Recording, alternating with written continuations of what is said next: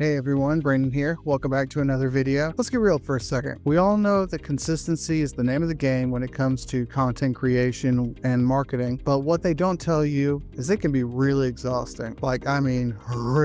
Really exhausting. And today in this video, I wanted to look at what every business owner has to go through. Marketing burnout. What does it look like? Why does it hit so hard? And more importantly, how to stay consistent without losing your mind. Anyways, let's jump right in. So first, how do you know that you're burning out? A few signs that come to mind really is posting feels like a chore rather than a strategy. I mean, you're looking at the computer, you're about to hit the record button, and all you can think of is, do I really want to do this right now? Second is you're scrambling for ideas or feeling uninspired. You know, with the rise of AI and having AI kind of work for you and you're researching, it doesn't really seem like it could be a chore, but it actually can be to try to fit together all these different scripts and all the different thumbnails, all the different parts of a marketing strategy. Sometimes it just really gets unpleasant. And then also when you start to obsessively look at your metrics, you're hoping for that next view or you're hoping for that next call, and you feel crushed that an hour goes by, 2 hours, a whole day, and you don't even get what you're expecting to come out of a video. And then you just start to avoid marketing altogether. You know, if this sounds familiar, you're probably experiencing a little bit of marketing burnout. But why does this happen, really? Well, there's a few reasons. The first reason I would say is probably hustle culture. We've been fed this narrative that if you're not posting daily, you're failing. Or if you're not getting a view daily, you're failing. Or if something new isn't happening weekly or monthly and you're just doing the same thing over and over again, it's insanity, essentially. And that just isn't good overall. Then there's also the aspect of too many platforms. Where should you post? Should it be Instagram, YouTube, TikTok, LinkedIn? I mean, there's 1,000 different places you could go, and sometimes it just gets too much for one person to plan it all out and schedule everything, and most of the time automations don't fit every single little narrative that needs to happen to make a full strategy. 3, there's the aspect of perfectionism or even imposter syndrome, where you'll waste so many hours looking at different things to make sure that it's perfect rather than focusing on the impact of the content you're making or the marketing aspect to your ideal customer. And you end up wasting 12 hours a couple weeks at a time, 12 hours to a couple weeks at a time trying to get things right. And in reality, nothing's going to be right the first time. You need to consistently go back and check and make modifications, 1% positive change here versus there. And eventually you make something that's worthwhile to both yourself and your audience. But then following up with the imposter syndrome, you end up with an unrealistic expectation of who you are, who you're supposed to be. And reality is nobody goes viral overnight, obviously. A business doesn't form in weeks, it forms in months and years. And there's many different hands and many different hats that are doing one single thing to make something happen. And that lightning in a bottle aspect of virality is, sadly, it is lightning in a bottle. It is viral for all intents and purposes because it is unique, it is scalable, it's all these different things that mix together. And let's face it, 99.99% of people fail at any one thing at any given time. And so you need to realize that and realize that that is imposter syndrome if you are expecting to be the lightning in the bottle every single time. But here's the kicker of it. Burnout just doesn't make you tired. It sabotages your whole idea of your business. You become this inconsistent drone, which kills your trust between your audience, between your business, between yourself, and even other employees. And the content also drops,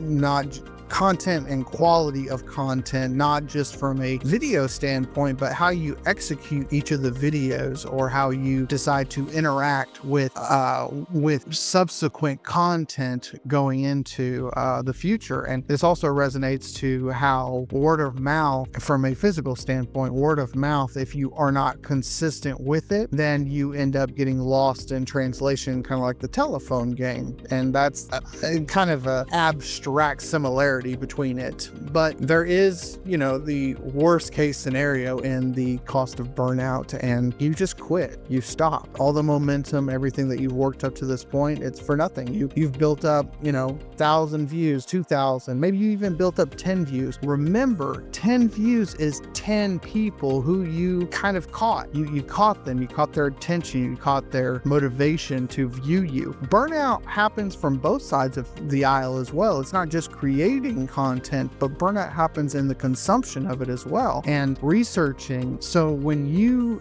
check your own stuff and you check the analytics on the back end for not just YouTube or not just Facebook, not just LinkedIn, but you look at the back end of your entire business, remember that it's year one person impacting 100 people or 200 or 1,000 or 100,000, depending on where you're at. And you want to position yourself and position your brain in a way that's okay. It's okay to just be 10. It's okay to just be 100. But how do you stay in this long-term strategy? How do you fight against this burnout? And there are a couple different ways that I think would be a really good situation to put yourself in. And the first would be kind of this batch automation strategy where you just load up on everything, right? So you pick 1 to 2 days and create 10, 20, 30 different pieces of content, and then you utilize automation such as like Zapier or Buffer or scheduling tools within the different platforms, and you set up a consistent long-term routine of posting from week to week, month to month, however you want to do it. And then in addition, I would also simplify. Don't focus on the fact that there's 1,000 different platforms that you could go on to. I mean, there's the 10 different versions of Facebook. There's 100 different versions of Instagram. I mean, you gotta pick a couple. Keep it small, keep it simple. Get small, get simple, and stop chasing the shiny object or shiny object syndrome for where to post your content. And then also, in addition, I know I'm loading a lot of stuff on you, so we'll keep it. This is quote unquote step 3. You want to find content within your content that can be repurposed or evergreened into the system month after month, year after year. A good way to think of this is imagine yourself as a pest control technician, and you have a brochure that you have developed that has all of your contact information, has all the various pests that you're going to deal with, highlights everything great about your business, highlights the who, what, why it matters to the customer, and you have it all in a nice little simple brochure. Well, that brochure is repurposable content year after year, season after season. That is essentially what you're going to want to figure out and find out with your own content how to make something evergreen or how to repurpose it. And this can be infographics, this can be blueprints, this can be ebooks, this can be